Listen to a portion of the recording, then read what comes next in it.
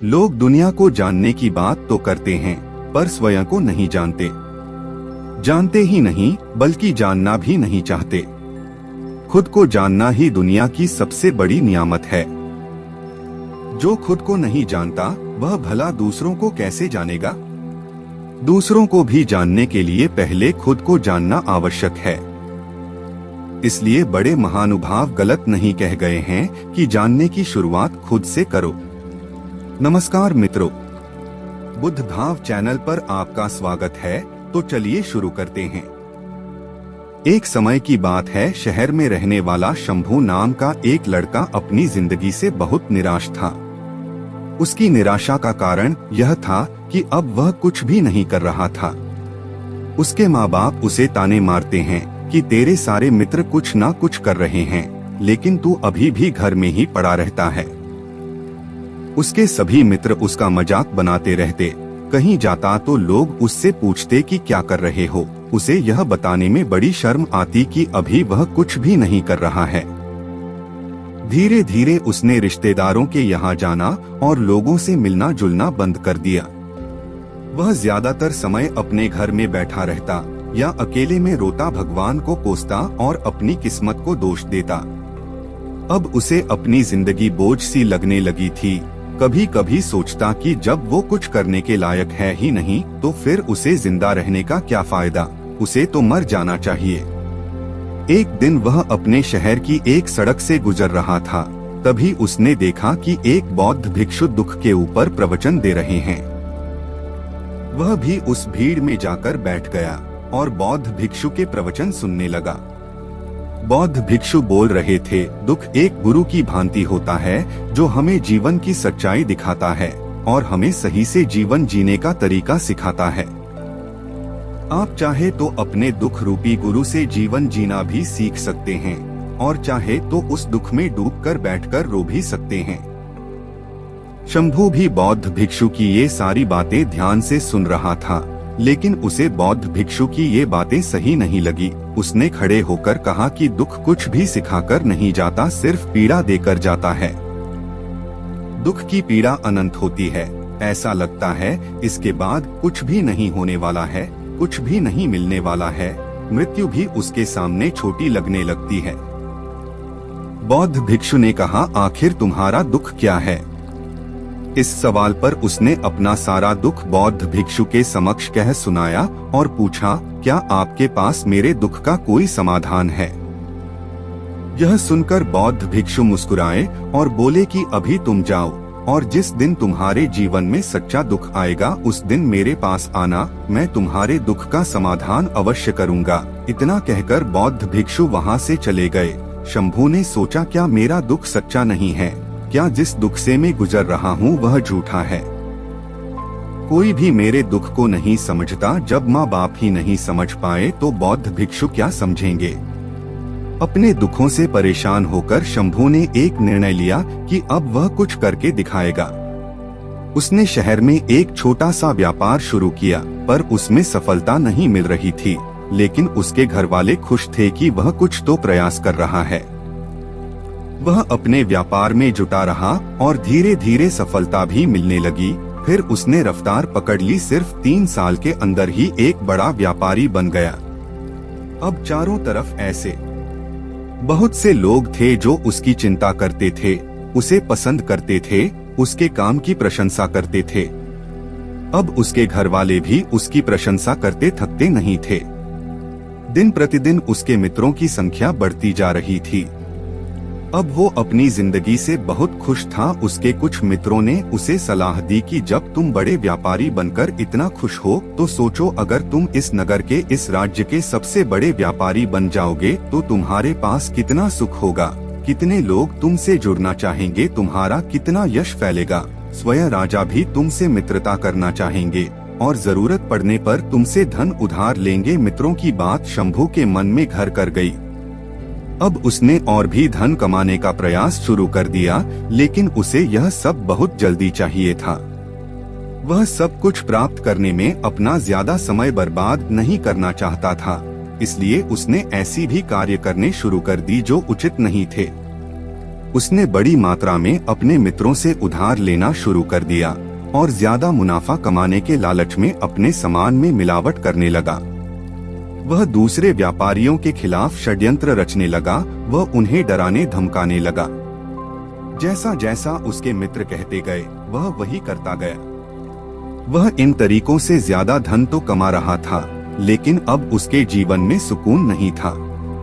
उसके मन की शांति गायब हो गई थी, उसे रातों में नींद नहीं आती थी। वह इसी उधेड़बुन में लगा रहता था कि सुख साधन के सारी वस्तुएं होने के बाद भी उसे किसी में सुख नहीं मिल रहा था। एक दिन शंभू अपनी बग्गी में सवार होकर कहीं जा रहा था। तभी रास्ते में उसे बौद्ध भिक्षु का आश्रम दिखा, तब वह वहां रुक गया। वह बौद्ध भिक्षु के पास जाकर बोला, गुरुदेव, आपने कहा था कि जब तुम्हारे जीवन में सच्चा दुख आए तब मेरे पास आना।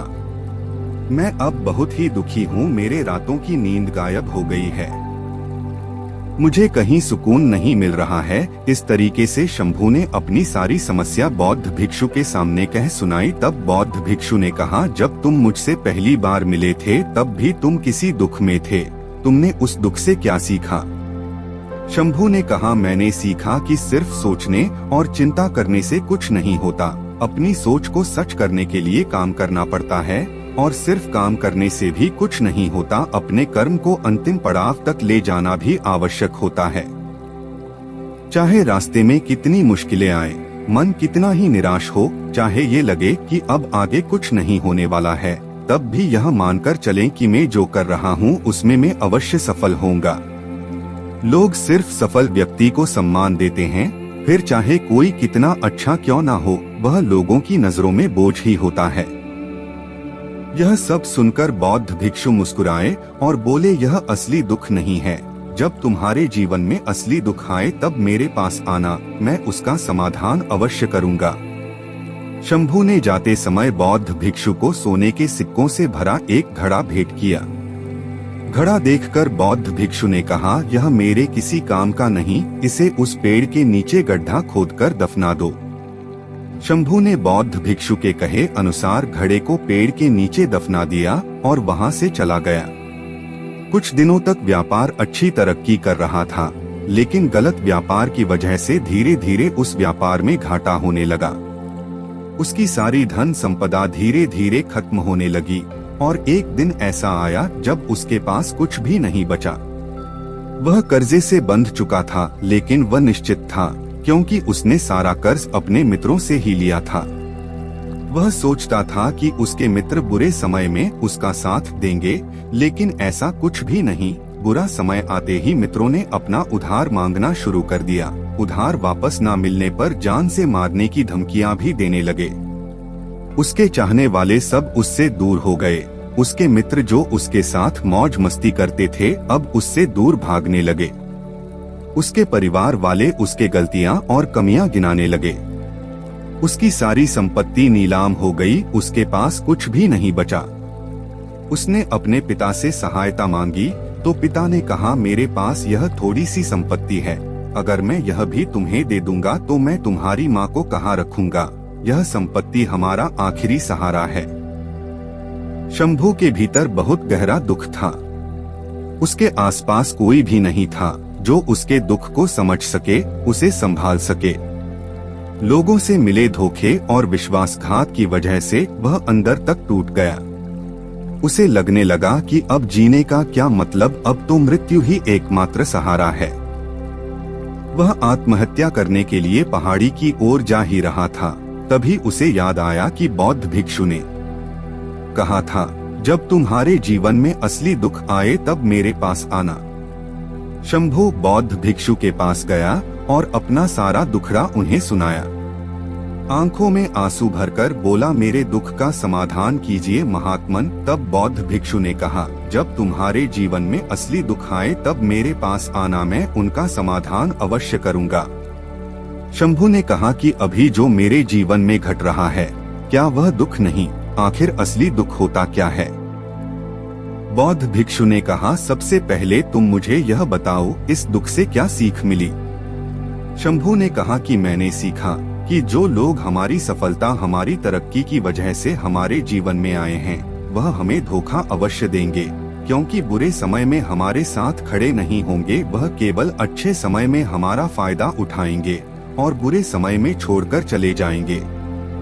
भरोसा केवल उन्हीं लोगों पर करना चाहिए जो हमारे बुरे समय में, असफलता के समय में हमारे साथ खड़े रहते हैं, परंतु ऐसे लोग बहुत ही कम होते हैं। और जिसके पास होते हैं उनकी कदर करनी चाहिए, उनका अपमान नहीं करना चाहिए। मैंने यह भी सीखा कि कभी किसी के खिलाफ षड्यंत्र नहीं रचना चाहिए। ईमानदारी और धैर्य के साथ काम करना चाहिए और कभी लालच नहीं करना चाहिए। अपना सारा दुख और अनुभव बताने के बाद शंभु आंखों में आंसू भरकर बौद्ध भिक्षु के सामने बैठा रहा। थोड़ी देर बाद बौद्ध भिक्षु ने पेड़ के नीचे गड्ढा खोदकर वही घड़ा बाहर निकाला जो सोने के सिक्कों से भरा हुआ शंभु ने दबाया था, और उसे शंभु को दे दिया और कहा, तुम्हारे जीवन में असली दुख आए तब मेरे पास आना। शंभु ने बौद्ध भिक्षु को धन्यवाद दिया और प्रणाम कर कर वहाँ से चला गया। उसने उस धन से एक छोटा व्यापार शुरू किया। अब वो एक छोटा व्यापारी बनकर खुश था। अपनी पूरी लगन और ईमानदारी से व्यापार किया। देखते ही देखते वह फिर अपने नगर का एक बड़ा व्यापारी बन गया। उसका जीवन खुशियों और सुविधाओं से भर गया। लेकिन कोई कितना भी अच्छा काम करे, दान करें, पुण्य करें, वह लोगों की मदद करें, परंतु जीवन में दुख तो आता है। शंभु के जीवन में भी दुख आया। उसके माता पिता की मृत्यु के रूप में वह दोनों एक ही दिन मृत्यु को प्राप्त हो गए। शंभु अपने माता पिता से बहुत प्रेम करता था, इसलिए उसे उनके जाने से बहुत गहरा आघात पहुंचा। उन दोनों के पार्थिव शरीर को शमशान घाट ले गया। वहां उनकी अंतिम क्रिया की गई। वहां उसने अपने माता पिता के शरीर को जलते हुए देखा तो उसका मन बेचैन हो गया। उसके अंदर बहुत से प्रश्न उठने लगे। वह घर वापस आया तो अपने माता पिता के घर और संपत्ति को देखा जिसके लिए उसके माता पिता हमेशा लड़ते रहते थे। आज वो लावारिस पड़ी है। आज उसकी देखरेख करने के लिए उसके लिए लड़ने वाले इस दुनिया से चले गए। उसके पिता ने जो भी कमाया था, जो भी बनाया था, सब कुछ यहीं रह गया था। एक दिन पहले किसी से भी अपनी संपत्ति के लिए लड़ जाने वाले उसके पिता आज इस दुनिया से अलविदा हो गए थे। उसका मन इसी तरह विचारों के भंवर में फंसा हुआ था। उसे अंदर से अकेलापन और डर महसूस हो रहा था। उसे कुछ खालीपन सा महसूस हो रहा था। उसे लग रहा था कुछ तो है जिसे वह समझ नहीं पा रहा, इसलिए वह बौद्ध भिक्षु के पास गया। उसे देखते ही बौद्ध भिक्षु ने कहा, क्या जीवन में कोई दुख है? तो शंभु ने कहा, वैसे तो जीवन में कोई दुख नहीं है गुरुदेव, सब सुख है, सब अच्छा चल रहा है। लेकिन आज मेरे माता पिता की मृत्यु हो गई। इस घटना ने मेरे मन को बेचैन कर दिया है। बौद्ध भिक्षु ने कहा, इसमें दुखी होने वाली कौन सी बात है? एक दिन तो सभी के प्रियजनों को जाना है। हमेशा जीवित न तो कोई रहा है न कोई रहेगा। एक दिन तो तुम्हें भी मरना ही है। हो सकता है कल ही मर जाओ या आज भी मर सकते हो। बौद्ध भिक्षु ने कहा, यह क्या कह रहे हैं गुरुदेव, मैं भी मर जाऊंगा, पर मैं तो अभी जवान हूँ। बौद्ध भिक्षु ने कहा, इसी भ्रम में तो सभी जी रहे हैं कि मृत्यु दूसरों को आती है, बुढ़ापा दूसरों को आता है, लेकिन बड़ों के सामने भी जवान मर जाते हैं, बच्चे मर जाते हैं। मृत्यु का किसी से कोई संबंध नहीं है।